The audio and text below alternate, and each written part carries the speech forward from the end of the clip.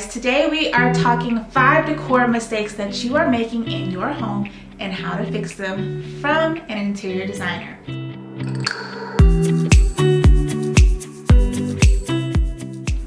Hi guys, welcome in or welcome back to my channel, Home with Christy T.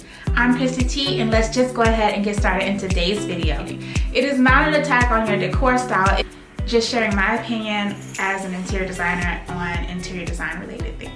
So let's go ahead and get into it. All right guys, today we are talking 5 decor mistakes that you are making in your home and how to fix them from an interior designer. So let's go ahead and get into it. Don't forget to hit that like and subscribe button down below for more content like this. And let's start with number 1. Number 1 is a big one, and I see a lot of people making this mistake, and that is buying your entire room's furniture from the exact same place. So when you buy your entire bedroom set, living room set, and it's all from the exact same place, and I hope this picture helps to describe what I'm talking about. I'm not saying you can't go to like Restoration Hardware or something like that and buy all your furniture from that place. What I'm saying is don't buy all of those pieces from the exact same line. So for example, if I was buying the IKEA mom bed, which I do have, I don't want to also buy the IKEA mom dresser and the IKEA mom nightstands and anything else IKEA mom, because now my whole set feels very much like a college dorm room, right? Because now all of my pieces match. So people make the same mistake with buying things like when I know our first bed set that we had came from Big Lots, and I was very tempted to buy both my headboard and bed frame and the nightstands and the matching dresser and all of those things. Those things really make your room feel outdated and just really cheap. Now, I'm not saying you can't get that bed frame from there or get the nightstand. If you like that piece, get that piece. But take the time to really layer the products in your space. This is just gonna make your home feel a little bit more lived in, a little bit more well curated, and just overall more designly aesthetic. So I could really talk all day about this, but let's just go ahead and move on to issue number 2. Right, guys, so the second biggest mistake I see a lot of people making is this problem that's just like, it's a disease. It's a whole disease. Oh my gosh. You need to be cured. But this second thing I want to talk about, and it's a huge mistake a lot of people make, is called wall-itis. Wall-itis. Look it up if you want to.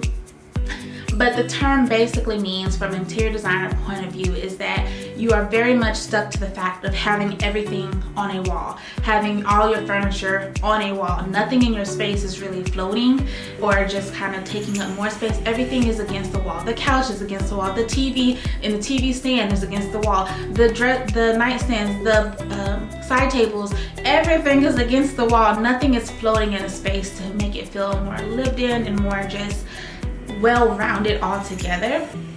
A huge way to solve this is, like, depending on which direction your windows are facing or however you may have your home set up, it's just like taking a chance, moving that furniture a little bit out, move that couch a little bit out. And I have my phone here because I have notes, otherwise I would talk way too long. But yeah, move your couch, turn it a different direction, let it float in the room, and then bring all the pieces more towards it. You kind of want to create a central focal point, and sometimes by moving your couch out from against the wall, you are creating a focal point just in that space, and then that's just going to kind of help tie everything together. You can, if your space allows, try to keep most things off of your wall. Try to pull things out into the space. Get a nice coffee table, put it into the space. Don't have all of your lighting and all that attached to the wall. Try to have pieces that float, maybe like a standing lamp or some other type of lighting, or even other forms of seating. Like if you have accent chairs, have them float along the side. Don't push them against the wall, don't push them in a corner.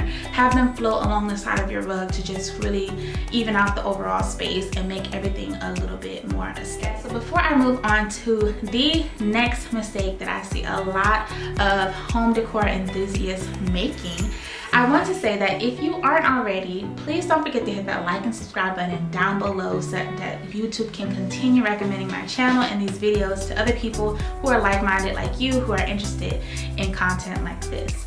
Also, shameless plug, please don't forget that if you are in need of any interior design services, don't forget that I am an interior designer. I will insert my information down below. I do offer all kinds of services, and I'm pretty sure that I have something to fit your design needs. So go over and check out my website, sincerelyhomedesigns.com, and let's move on to this next mistake. So the third mistake that I see a lot of home decor enthusiasts making is not using a carpet. So now you've got all the beautiful furniture, you've lifted the pieces off the wall, you no longer have that spread disease of wall-itis, and now what? Right? Nothing still feels tied together. The couch is floating, there's things floating here, the coffee table is nice, everything looks good. You don't have all the whole matching decor set, but now what? It still doesn't feel like everything's tied together. You need a rug. Rugs help to just really add texture to a room and really pull all the pieces together to make it feel much more cozier. So for example, if you have your couch floating, to tie my couch to my TV stand, which is a good distance away, and to my accent chair, who is now sitting on the side, and then my media console that has all of my music stuff, what I need to really pull all those pieces together, even though they don't match, is a rug that is going to complement each piece separately by bringing them together. So I will insert pictures, and I'm sure you've seen them by now, of what that would look like in your home. Highly recommend go ahead and doing that, and let's move on to the next mistake. So the fourth mistake that I see home decor enthusiasts making is not getting the right sized rug.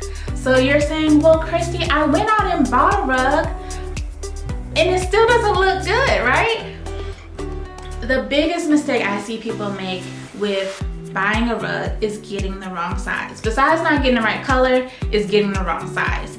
Getting the wrong size rug can really just kind of off balance your entire space and really defeats the purpose of having the rug at all. Now, we know rugs range from various sizes, from doormats to 8 by 10 and up. They get really large depending on your requirements. But what you want to do is take the proper measurements for your space to ensure you have the right rug. And that includes the shape of the rug, whether it's a square, rectangle, or circle. Sometimes there are other options as well. I've seen a lot of maximalist style rugs where they're like different shapes and like very organic looking. Completely up to you, just make sure it fits your space. So for example, if we are in a square room, right? I could easily use a circle rug in here, or a rectangle rug, or a square rug. All depends on how my furniture is laid out in my space.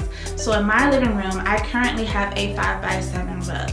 Now my rug could be bigger, yes, but you don't want to extend it to the point where it's almost touching the walls or where it feels like it's overwhelming the room. You don't want your rug too big and you don't want it too small. You want to find that nice medium. So I highly suggest going into your living room or going to whatever space you're in, taking measurements of the space, and then subtract a few inches to calculate the desired rug size that you need. Alright guys, so the final mistake that I see a lot of home decor enthusiasts making, or even just general people living in houses in general, is not hanging curtains. You are really just downplaying your space in general if you do not hang curtains, whether that's sheer, whether that's room darkening, whether it's full-on drapes. Whatever it looks like for your desired interior design style, you need to hang some curtains. Curtains automatically enhance your space. They give it texture, they give it volume, and it just makes your home feel a lot more put together, and overall just adds that je ne sais quoi to the whole space. With that, I also extend this caveat. Do not get the wrong length of curtains.